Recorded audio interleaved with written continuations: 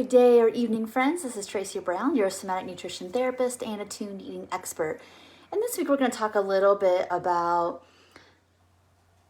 the idea of putting supportive, measures in place in your life to get to where you want to go in your recovery. I thought about making this video this morning because I heard this, I've heard this probably hundreds if not thousands of times when people first call us looking maybe for, non-diet, recovery, whatever it is they're hoping to achieve. Oftentimes one of the first things people ask me is, tell me about your program. And right there, I usually slow things down because it's the mindset that we come into anything.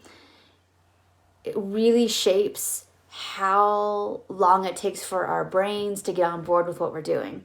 So when people say that, like, hey, tell me about your program, that tells me that they've been indoctrinated and basically brainwashed for a really long time with the structures that diet culture is, meaning, okay, I'm going to go on this 12-week program, I'm going to get XYZ results, and then everything's going to be fine. And that's not what embodiment is. We are reteaching our minds, our hearts, our wills, our emotions to settle in and really slow down at any given time to get really clear. What do I need right now? Do I have what I need to be able to have clarity? We talked about this all through January, early February. Do I have the slowdown available to get clear about what my body's asking me for right this second? Or at least I have a vague notion of, like, I need maybe a little bit of all the food groups this meal.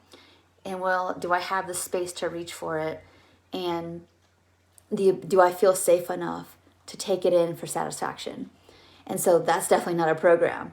That's a reteaching, and that takes meal after meal, day after day, to put the things in place that we need to feel supported, to have a landing pad to eat normatively. And so what does all this mean? I don't want to have vague language that feels confusing for you. It's just really important to recognize, like, look, if I'm going to stop dieting or stop binging, I'm going to have to slow down and start to get really, really clear. If calories don't matter, and if I'm not here trying to control or change my body anymore, what would I want to eat? We have to get really clear on that. And then we have to look at our life. And if our life sabotages, honestly, our efforts to be able to take in and learn how to eat normatively and competently, then we need to look at our life. And why is our life set up in such a way that we don't really even have space to eat in a way that would support our physical, mental, and emotional well-being? The same thing for movement. If we don't have time for a 5-minute walk to help let's say if you sit and, like I do, and do all your work via the computer, if we don't have time to even move to, like, have our bodies not be less stiff, we've got some priority mix up here.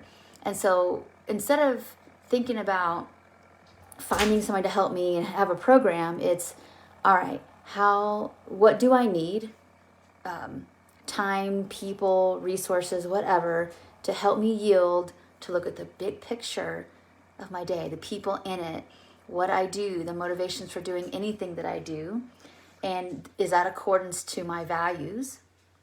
And then how do I give myself what I need, food, time for cooking, or not, time for, like, do I have the convenience food I need to have in my house to get my needs met every 3 to 4 hours? Will I allow myself space in my day to move if I need to? If you struggle with, let's say, water intake, do you give yourself permission to, like, fill up that bottle as many times as you need? It's not so much a program. It's just really getting clear about my body, my heart, my mind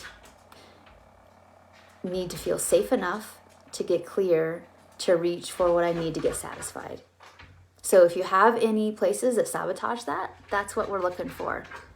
If we have some places where we don't have permission, that's what we're looking to unpack. How come? If we have some ideas of who we need to be to get safety or lovability or whatever in this world, those issues really have to be worked on before the food is ever going to feel satisfying and reachable to do. So in this week's videos and the prompts, we're going to talk a lot about what are some common mindset things that create barriers. So when I say mindset things, meaning like the parts of us that think that we need to be or have to honestly be safe, but those things safe in terms of earning approval, but they end up actually sabotaging your efforts to honestly eat from hunger and fullness. So that will include honestly trauma messages, and just beliefs, and we want these shortcuts. We want these things, just tell me how to eat from hunger and fullness. And oftentimes, for example, when I show people exactly how to do that, in all actuality, what ends up happening is there are a lot of other things in our life that thwart that, because we also live our lives in other kinds of ways that are honestly very unsatisfying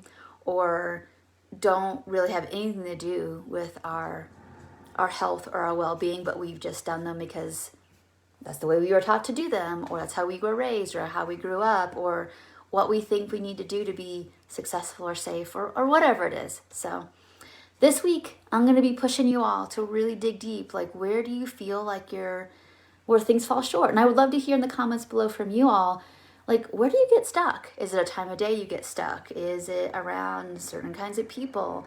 Is you do well at home but not at your work, or vice versa?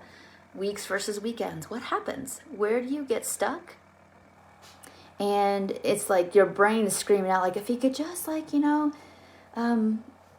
XYZ, then you'd be fine. But it's usually not that simple. There are barriers that aren't unsurmountable at all, but they're there, and it's because those barriers think they're there to protect us, when really it's just it's protection from something from the past. It's not necessarily related to right now. So I would love to hear about where you all are feeling that there's barriers, and we will work through it together this week. So thank you so much for watching this video. I do intend to do another video this week. I'm not sure what day of the week it's going to be. I will try to give a heads up about that. But for now, think about your barriers. Think about the ways in which your brain, your mind, old mindsets, old beliefs about, if I could just change this body, then I could eat from hunger and fullness. If I could just guarantee how much weight I would gain, or what's going to happen, then I would do it. If my whatever would just help me out more, then I'd be okay. Whatever it is, it's time to start looking at those barriers, because it may be true, it may not be, but it's really important to recognize the tapes that we tell ourselves that may be holding us back. So thank you all so much for watching. I will see you in the next video in the prompts this week. I hope you're doing well, and have a great day. Bye for now.